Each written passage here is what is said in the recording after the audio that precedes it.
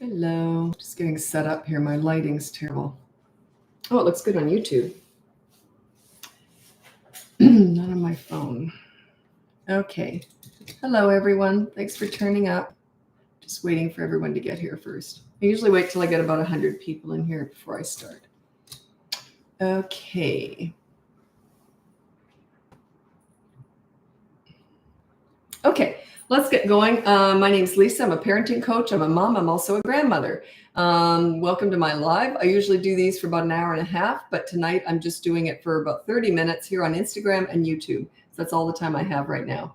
So anyway, what was I going to say? Oh yeah, if you go to my website, BratBusters.com, you can see my free behavior board, my courses. You can look into coaching, and you can see our podcast. It's called BratBusters Parenting Podcast. So my daughter and I do it together. So, okay, this is from Tammy on YouTube. You're awesome. Oh, I didn't mean to read that. Thank you. I'm excited to take your toddler course. Excellent. Yeah, I have 2 courses, one for toddlers, one for 3 to 12-year-olds. I'll hopefully get a teen one going one day. They're my favorite age, but I just haven't had time lately. So, and also I'm not taking on any coaching clients right now. My daughter and I are just so busy. My daughter and I are trying to figure out how to navigate that. So we'll get, if you're on the list already, sorry, I know it's been a while. Anyway, so we're trying to figure out how to manage that and maybe come up with something new. We're not sure what we're going to do yet. Anyway, we got a lot going on. Okay. So let's get going with your questions. And I like to mix them up just to make sure I'm not answering the same type of questions all the time. Just a sec here. Okay, in case anyone's new here, I teach leadership parenting. Basically, you want to give respect to get it. That's why with my behavior board that starts at the age of 3, you're on that too. You have to be accountable. If you're not accountable, how are your kids going to be accountable? You lead through example. You're showing them how this is all done. And you stay calm during the storms when everything's, when they're acting out, but you be crazy during the calm. So when you're playing with your kids, that's when you can be crazy. Okay, so let's get going with your questions here. I'll do my best here. Okay, my 4-year-old constantly, this is Lourdelis. My 4-year-old constantly needs attention. Even if we spend quality time together, she still wants more and more afterwards. Seems like it's never enough time for, okay, that's an easy one. What I would do is I'd just say, look, I've got 20 minutes. We're going to play for 20 minutes. When this alarm goes off, I'm going to go do some chores, and just set that precedent, and then just go off and do the chores no matter what she says. So she'll eventually learn. But yeah, she doesn't need your constant attention. She can learn how to entertain herself. As long as she's got stuff to do. Do a toy rotation system too. I've got lots of videos on that if you want to research that. Toy rotation is you just have a few toys out at any given time. Then maybe once a week you rotate them. So she has different toys all the time. She's less likely to be bored and more likely to be able to focus and entertain herself. Also, have creative stuff. You can't hear me? Can anyone else hear me? Someone says they can't hear me. Oh, Katie Cooper on YouTube. Hi from Springy Prince George. Oh, it's springy there now, is it? Prince George, if you don't know the area, it's in British Columbia, and it's more up north where I'm in Vancouver, and it gets pretty cold there. So what kind of toys are good for toy rotation? I was just going to get into that. I would get, I think all toys should start as nothing. What I mean by that, it should be blocks or building things, or coloring, something that's creative that they have to start with nothing, put it all together, work with it, and then it turns into something. I like everything to be creative. My kids had a lot of Lego, we played with a lot of Play-Doh. I used to be cooking up Play-Doh on the stove all the time. Stuff like that, where they have to make something out of nothing. Make nothing anyway, you know what I mean. Okay. So other people can hear me? Oh, I don't know how to be crazy during the calm. Oh, no, you don't. I mixed that up. You be crazy during the just a sec. Let me read it. Stupid me. I haven't done a live in about a week, so I'm out of practice. You stay calm during the storms, crazy during the rainbows. So the storm is when kids are acting out. That's when you stay calm. You're all business, like no emotions. When you're playing with kids, that's the rainbow time, the fun time. That's when you're crazy. That's when you just goof around, have fun with your kids.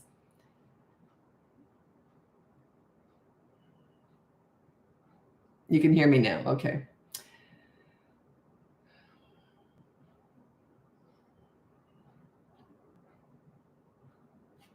Thanks for sharing. You can hear, that's good. Okay.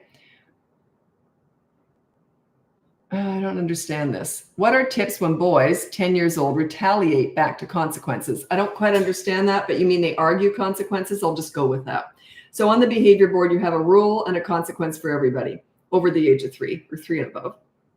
And if they don't want to do the consequence, then you just say, that's fine. Then you've always got a backup consequence. There's always 2 consequences for the kids. The first one is a positive action. If they won't do that, then you do the negative deprivation. You take something away. You always want to teach them how to if they do something bad, you want to teach them how to do a good deed, which is usually a chore or something. Sorry, my hair is all sticking to me. But if they won't do that, then you say, okay, fine, 24-hour media blackout or whatever it is. Check it out. The behavior board's completely free. It's on my website, BratBusters.com. It'll teach you how to do that. And I do want to apologize. We did have an intake form for coaching. It's just, I can't get to it. I'm just too busy. So if you are waiting to hear from me for coaching, we're trying to figure this out. I'm just booked solid. So we're trying to figure out what to do. What has been happening is, well, I've just gotten busier, obviously, but also a lot of my existing clients keep rehiring me. And they always come first. So, because I've already been working with them, right? So that's what, so sorry about that. Because I've been getting some emails about that. And it's just I'm just busy, really busy. But we'll figure it out. I need to figure out how to, get to more people. It won't be as personal coaching, but there's got to be other ways around. We have got the podcast. You can submit your questions for the podcast. So yeah, we've got that. This one's interesting, and I'm going to address this question, maybe not in the way you might think I will. This is Tammy Pino on YouTube. How to make brushing teeth more enjoyable. I'm sure there's ways of doing that, but if they don't like having their teeth brushed, they probably never will. But I don't try and make chores fun. What I mean by that is it's okay that children learn they've got to do the hard stuff. I don't try and make everything fun for kids. I think, yeah, you got to do what you need to do before you can do what you want to do. So that's sort of the way I taught my kids. And they both have really good self-discipline. They're really good at doing the hard stuff and not expecting it to be fun. And they were always kind of like that, which I think I kind of had a hand in that. But yeah, I didn't try and make everything fun. But if you want to try and make toothbrushing fun, so I feel like I'm going to sneeze.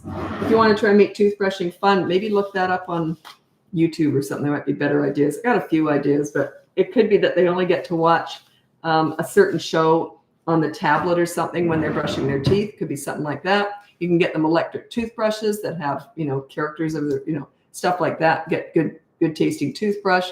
You can do all that sort of normal stuff. But basically, I never tried to make that kind of stuff fun.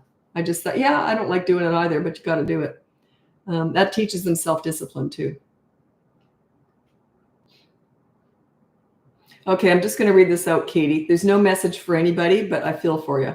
Almost 2-year-old is getting molars and will only sleep on me for the last few days. Not really a question. I'm just tired. I hear you. We've all been there, or I have. So, yeah, I hear you. I sympathize. I have empathy.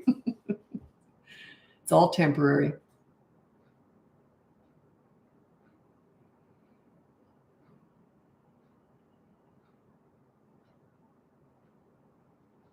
Sorry, I've got to scroll ahead to make sure you're still here when I answer your questions.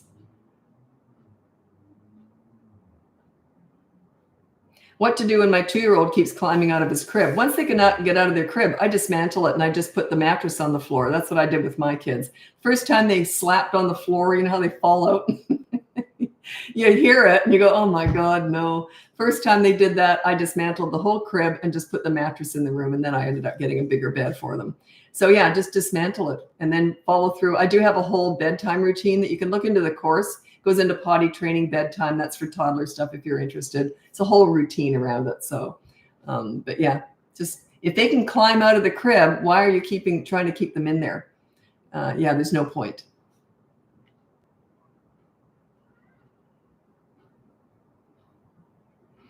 Do we ignore defiance? I know to ignore talking back, but what about when they refuse to do what you ask? So I would just say, well, I don't know what you're asking though, and how old are they? So I can't answer that. There's too many different directions I can go in.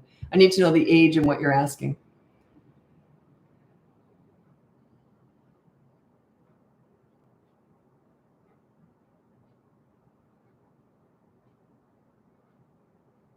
How to stop a 19-month-old from throwing food on the floor. Just say no, throw the food in the sink, and then hand feed them. So don't let them have any food in their hands. So just hand feed them. They're going to get mad. No, they're not going to want to eat, or they're going to be going like this and say, okay, all done. Clean them up and put them down like you're all finished the meal. And then maybe 5 or 10 minutes later, when they've calmed down, said, okay, you ready to eat again? If they want to, right? So you put them back up, and then you give them a little bit of food. When they throw that, you say no, and you repeat the whole process. They generally don't like being hand-fed. Now, some parents will say to me, well, my kids love being hand-fed, so how do I stop doing that? I always say you just get real slow and stupid. So you're hand-feeding, and you go like this, you get something on their spoon, and they go, oh, what? Oh, shoot, I forgot to do that earlier. You get real slow, and they're like, waiting for it. They'll just get tired of waiting, and then they'll end up feeding themselves. That's the idea. I'm simplifying it, but it might work, might be that simple. You got to put the ages down, because I can't answer if I don't have an age.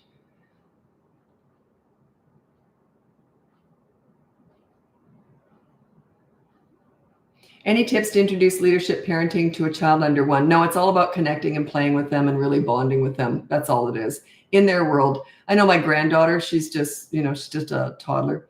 And, but she's not really talking yet. She says the odd word, but I just mimic whatever she says. If she goes, blah, blah, blah, blah, I do blah, blah, blah. And she gets quite, whenever I do that, she really looks at me like she likes it when I mimic her. So yeah, it's all about connection.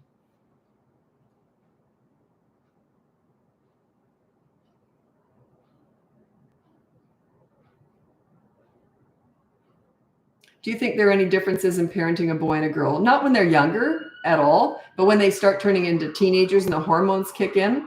I found my daughter started talking more and my son started talking less, just with the hormones. Sorry, I got ambulance. I live on a main drag here.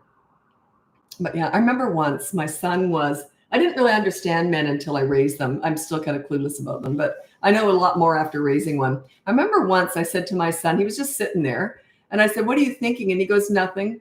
And I said, no, really, what are you thinking? And he goes, Mom, when you ask a man what he's thinking and he says nothing, we're thinking nothing. He said, women can't do that. He said, you're always thinking. And I said, yeah. And he goes, yeah, we can just shut it down. I thought that was fascinating. So there you go, difference between a boy and a girl. Whereas if I said to my daughter, what are you thinking? She would have come up with a million different things. So negative deprivation consequences for 5 and 3-year-olds. This is from Brandy on YouTube.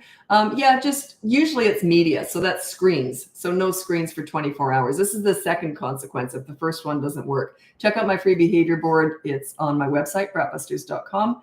And there's always 2 consequences for the kids. The first one's a positive action. If they won't do that, like a chore, then you use a negative deprivation. It can be taking away a favorite toy, or it can be, I hate inventing leverage, but sometimes you have to invent something that you can take away. So a good example of this is if one kid hits the other, you say, what a shame. Here. No, I should back up. This is when you've already said, okay, your consequence is this, if they won't do the positive action, okay, just so you understand the difference here. So we always start with a positive action. So then you say, oh, okay, so what a shame that you chose not to do that chore because we were going to surprise you and take you out for donuts tonight. So because you didn't do that first consequence, then your dad is going to take your brother out for donuts and you're going to miss out tonight. There you go. That's the negative deprivation. I hate doing that, but it really works well, especially when they got a sibling that's getting something. You were never going to take them out for donuts. You just invented that. So, because this is if you have no screens to take away, like a lot of parents don't even use screens. Also, that you do not owe them that donut the next night. This happens all the time. If I'm good tomorrow, do I get a donut? No, it's just going to be a surprise tonight. You do not owe them that. Don't get pulled into that. A lot of parents do.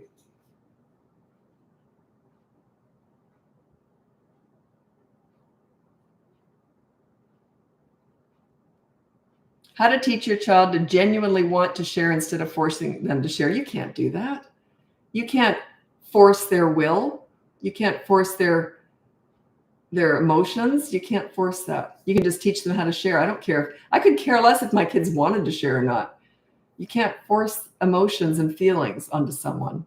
So yeah, that's what you're trying to do here. Yeah, just say, no, you got to share and that's it. Teach them how to share. They don't have to like it. Who isn't used to this type of parenting and rules? I guess other people, you're asking other people that.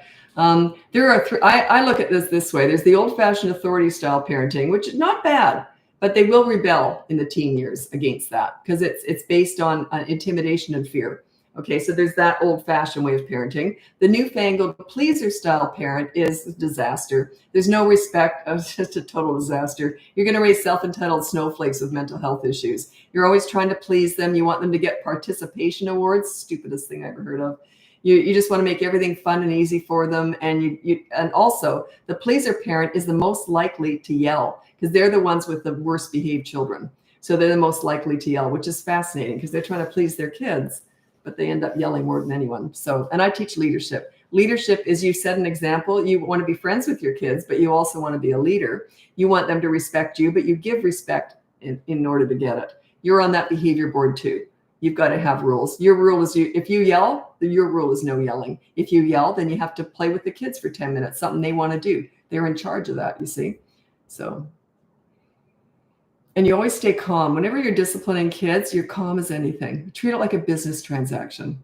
So now let me see. So you broke a rule. So here's the consequence. Okay. So the 15 minutes starts now. You always time it. 15 minutes starts now. Then you don't discuss it after that. You're just a timekeeper. Calm as anything. No emotions, none. But when you're playing, full of emotions, lots of fun.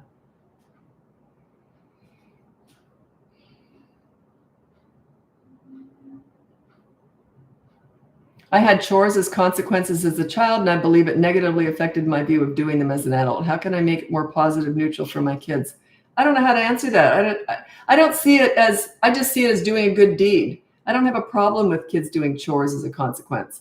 Plus, when you get good at this leadership, they never need consequences anyway. So it's temporary. That's the way I view it. It's temporary.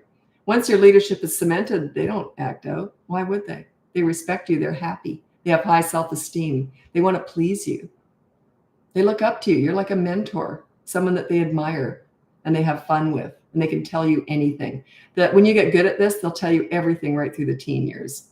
You're a safe place to land. So yeah, you don't even need to do consequences after a while.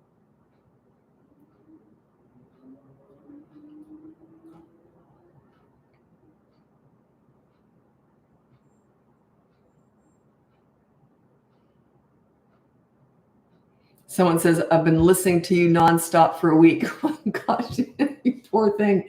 I can't listen to anything I ever say or do. My daughter's making me review all my course videos because we're redoing them all. There's no extra charge. People are already in the course. Do we get that? Yes. It's just, we're just updating it all, right? So she goes, oh, and she just told me today, you're going to have to review them all. She works with me, by the way. She does all my marketing and social media. Anyway, she goes, yeah, Mom, you're going to have to look at all your videos. I'd rather have a molar pulled out through a nostril than do that. So I admire you. I find everyone hates the sound of their own voice.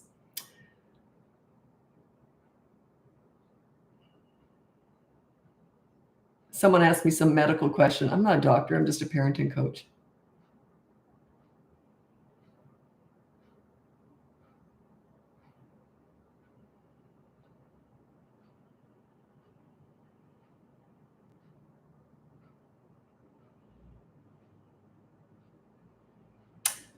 Okay, I'm going to read this out, and I'm just going to comment, but I don't have any real advice. My son is turning 3, and he has a really hard time listening. His school recommended some OT, that's usually occupational therapy, services because of his short attention span. Any advice? We get so frustrated, it seems like he can't focus.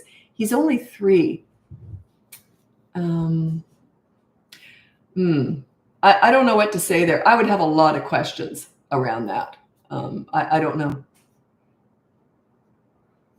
Yeah. But it's just fascinating that they've recommended OT at 3 for non-focus. A lot of 3-year-olds can't focus, so, or struggle with it. Maybe he's just next level, that they've seen a difference. They see a lot of kids, so maybe they know something. Obviously, they know more than I do. I don't know them, so.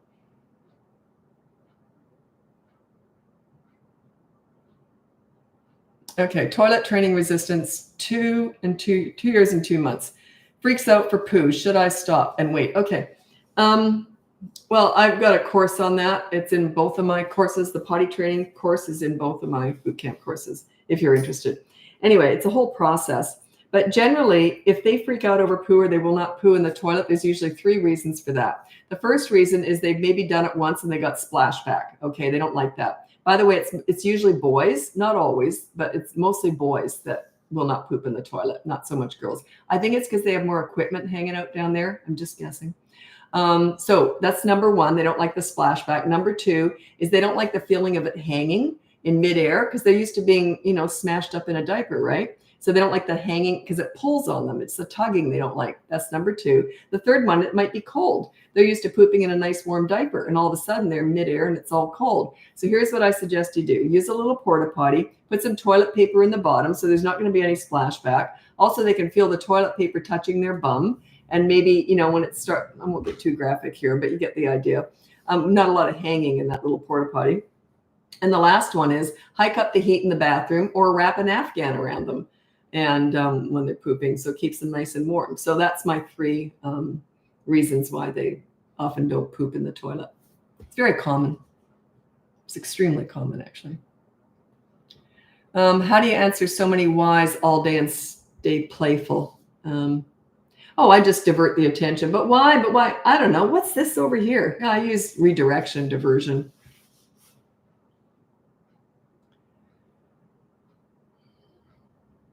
I don't really comment on co-sleeping. Co-sleeping is more of a personal choice. Some parents love co-sleeping. Others never do it. I did it with my daughter. She was, I think, 8 months old, and we kicked her out because you'd wake up with a foot in your mouth.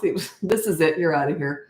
It's a personal choice. I never wanted to do it with her. It's just she really seemed to want that. So personal choice.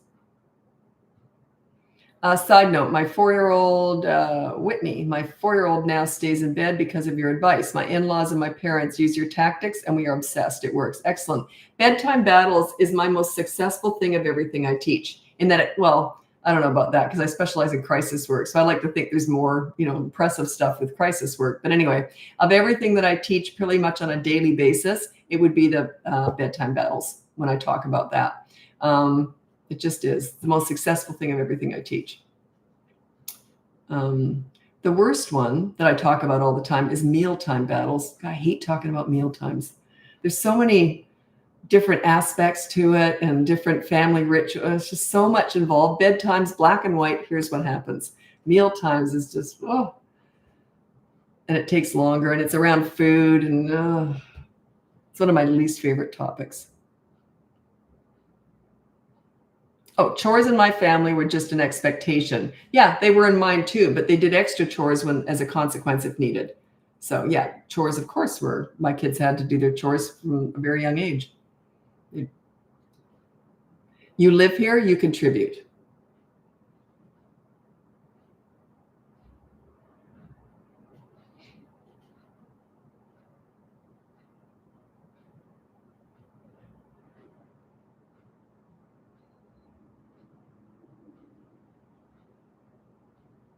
Okay, my 3-year-old just broke our second TV by throwing a toy at it. How do I get them to stop throwing? I hear that a lot, by the way. A lot of people lose TVs. The problem is that you can't stop the throwing fast. So I'd suggest don't get another TV until you stop the throwing.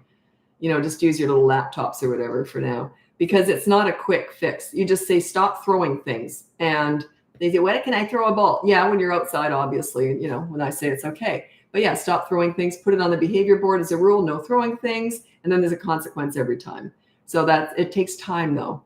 So if you've got a TV up right now, I can't help you. He's probably still going to throw. But as he gets more and more consequences as he goes along, he'll start to get it and stop throwing. Thoughts on if it's better to work at home with your little one or having them in daycare? I don't know. The jury's out on all that stuff. Nobody really knows. You'd have to take 100 of these kids and raise them one way and then take those same kids and raise them the other way before you'd know. Because every kid's different. They all react differently. I think both are great, if it works for you. That's sort of something you're going to have to decide what works for your family.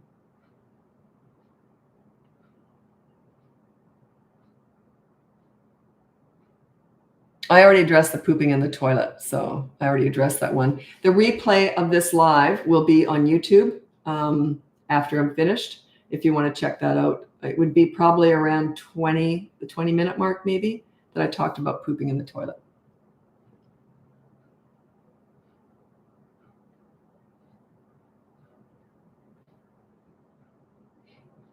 My 7-year-old daughter rolls her eyes and has a bad attitude. Help, please. We never address attitude. It's a sign, it's a tell. It means she doesn't respect you. Work on yourself, your leadership skills. You got to earn respect. You got to work for it. And she'll stop doing that. They don't have attitude with a leader.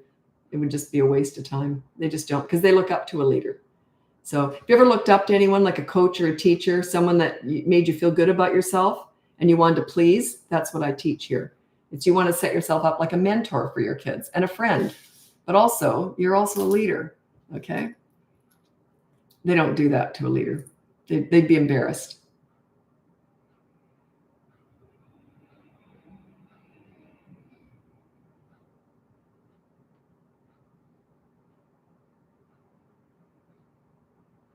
Again, I don't have an opinion on this. I'll just say what it was. What's your opinion on kids sharing a room when they're little and then also as they get older? I don't have an issue. I don't have a comment on that really. If it works, then great. I would say if they're a boy and a girl and as they're getting older, you probably want to separate them, probably around 8 or 9. But yeah, I don't have an opinion on that. If it works, great. If not, some kids can share a room really well and others not so much. So yeah, they're all different. By the way, just because they're siblings doesn't mean they're going to like each other. They will love each other, but it doesn't mean that they're going to be best friends and really like each other. Some of them are best friends. I've had clients who say, oh, we can't keep them away from each other. They're such good friends. And others who say they could kill each other if given the chance. So, it just depends on the personalities.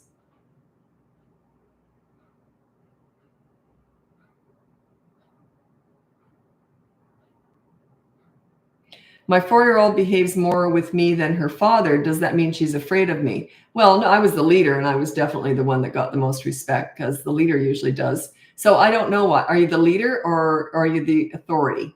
I don't know. They'll listen to the authority too, but then they also can rebel against the authority in the teen years. And they're less likely to tell the authority everything. They keep stuff back. Because authority parenting is based on fear and intimidation.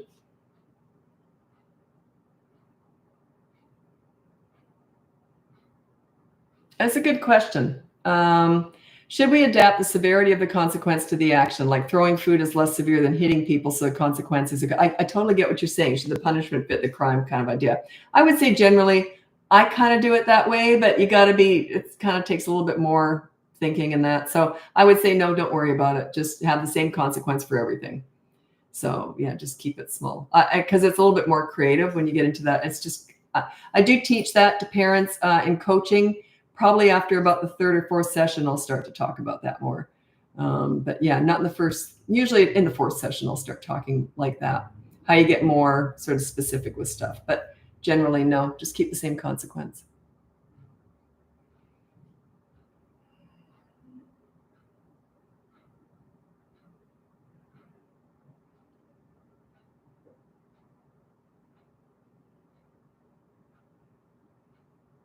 4-year-old does great with bedtime routine until we start walking out. Well, he doesn't do great with bedtime routine then. That is the hardest part. The bedtime routine is when you do walk out. So yeah, you can check out my courses. They both have the bedtime routine in there. But basically the first time that you go back in, you want them to come out of their room, basically. You don't go in if they're screaming. Let them walk out. As soon as they walk out, you say, I said it's bedtime, stay in bed. Second time they get out, walk them back, and you say bedtime, one word only. Every time after that, you don't look at them or talk to them. You just keep walking them back to bed. Don't stay in their room. Leave. You want them to come out. Walk them back. Go slow. Walk them back to bed. Walk them back. Only one body part has to touch the mattress. They could be kicking and screaming. One body part just has to touch the mattress, and you've done your job. Then walk out. They come out again. Put them back in bed.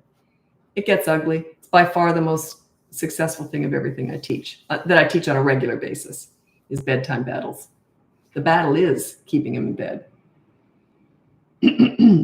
Oops, I gotta go. I got lots to do tonight. Busy, busy, busy.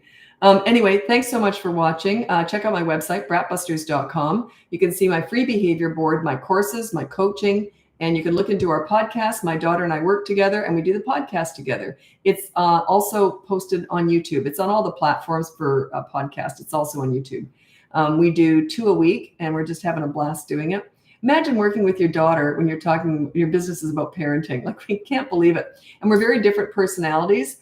And we work very separately. Like, I don't know what she does. She does all the marketing and social media. And then I do all this face front with everybody, and I do all the coaching. So it's quite fascinating how we work together. There's no crossover at all. Like, I don't know what she's doing. She has a better idea what I do. But yeah, I don't really know what she's doing half the time. And every time she starts talking about it, I fall asleep. I hate marketing and social media, so thank God she loves it. Anyway, thanks so much for joining me. And also, I'm apologizing now about the coaching. I know I do have tons of people on the intake form. We had to shut it down. I just can't fill the demand right now. So we're trying to figure out how to do that more effectively. You know, maybe not private coaching, maybe something else. We're just not sure how we're going to manage that. So if you are on a wait list, I apologize. I'm just booked out solid. So anyway, thanks so much for joining me, and I don't know when I'll be back again, but hopefully soon. Happy parenting. Bye now.